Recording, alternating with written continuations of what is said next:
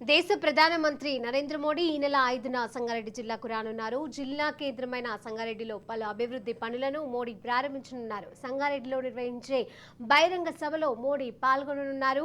మోడీ సభ నేపథ్యంలో జిల్లా కలెక్టర్ వల్లూరి క్రాంతి, ఎస్పీ రూపేష్లతో కలిసి మాజీ MLA Raghunandan Rao, BJP Medak parliament in charge Baswa నర్సయ్యలు స్థల పరిశీలన చేశారు. పార్టీ పరంగా బీజేపీ నాయకులు పట్టణంలోని పార్టీ కార్యాలయంలో ప్రత్యేక సమావేశాన్ని నిర్వహించారు.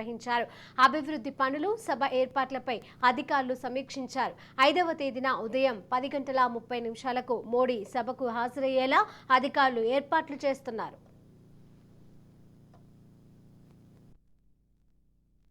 Infinity ground beside Ellanki college Patelguda పటాన్చెరులో గౌరవ కలెక్టర్ గారితో అదేవిధంగా ఎస్పీ గారితో గ్రౌండ్ పరిశీలించడం జరిగింది. ఈ గ్రౌండ్ గౌరవ ప్రధానమంత్రి నరేంద్ర మోదీ గారు 5వ తారీఖు నాడు కొన్ని అభివృద్ధి కార్యక్రమాల్ని ప్రజలకు అంకితం చేయడానికి రావడం జరుగుతున్నది.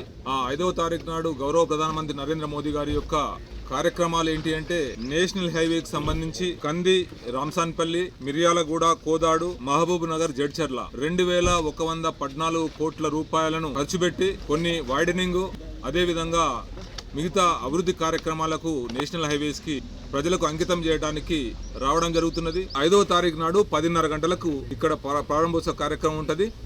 అఫీషియల్ ప్రోగ్రామ్ కాగానే అన్అఫీషియల్ గా బహిరంగ సభ ప్రజలకు.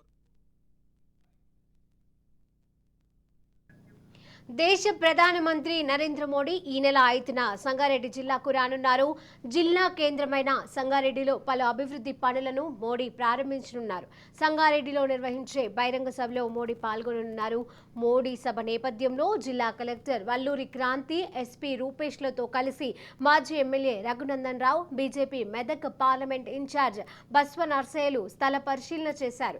పార్టీ పరంగా బీజేపీ నాయకులు పట్టణంలోని పార్టీ కార్యాలయంలో ప్రత్యేక సమావేశాన్ని నిర్వహించారు.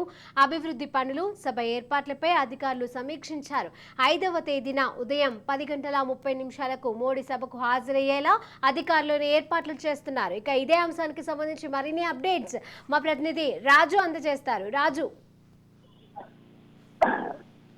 భారతీయ జనతా పార్టీ పార్లమెంట్ ఎన్నికలను చాలా ప్రతిష్టాత్మకంగా తీసుకుందని చెప్పుకోవచ్చు. ముఖ్యంగా ఏదైతే 5వ తారీఖు సభ ఉందో ఆ సభ ఆ రోజు మన నరేంద్ర మోడీ 10:30 చేరుకొని అక్కడ పలు రకాల అభివృద్ధి పనులకు శంకుస్థాపన చేసి అదేవిధంగా నాందేడు హైవే కూడా శంకుస్థాపన చేసి ప్రారంభించిన తర్వాత అనంతరం పబ్లిక్ మీటింగ్ లో పాల్గొంటారు.